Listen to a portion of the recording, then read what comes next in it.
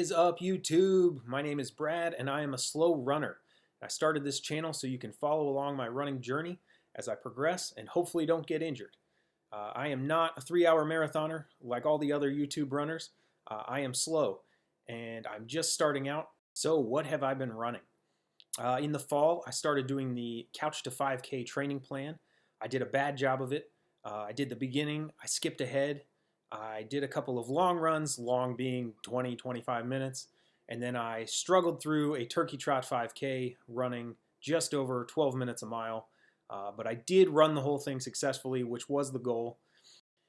So lately, I've been running more regularly. I'm up to 3-mile runs multiple times a week. I did a long run of 4 miles this past weekend. I can still feel it in my legs 2 days later. Hoping to hit 5 miles this weekend, and then I have a 5K race 2 weeks from now. That is my goal race. Hopefully can beat my time of 12-minute miles. And I did a little tempo run to see how fast I should pace myself because I feel like I have no idea. And I think I might be able to hit 10:30 miles. That also might exhaust me and I come crashing down in the 3rd mile, so I'm not really sure if I'm really going to go out that fast. But it's supposed to be a flat course. It is just the Charlotte Park Run race, which is free, but I've never done it before, so it will be an adventure regardless. As soon as that 5K ends, I will enter into half marathon training. I will be 12 weeks out from my goal race. I signed up for the New River Half Marathon that's in Todd, North Carolina, just away from Boone, North Carolina, where Appalachian State University is. It's in the mountains but by a river. From what I can tell, it is a small race, a somewhat difficult course. They're not going to have pacers or anything like that. It's just going to be me on the road, on the trail, running for a long way. I have done a half marathon before, but it has been years. I did one before COVID. It was very painful. I ran 12.5-minute miles, and then, of course, I stopped running like I've done many other times in my adult life.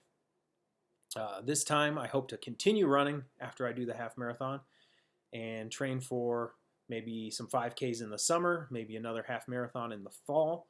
And my long-term goal is to get into the Chicago Marathon and run it in 2024. Obviously, that's a long way off, which is good because I am really poorly prepared to run a full marathon at the moment. That gives me a year and a half. That should be enough, I think, to increase some volume and do it slowly and safely and not get hurt, and get to that race and still have a good time. So training plan for the half marathon, I haven't really picked it yet. I'm looking at Hal Higdon's Novice 2 half marathon training plan. It's 12 weeks long, starts with long runs, 4 and 5 miles. So it seems like something I can jump into without stressing myself so much that I get injured.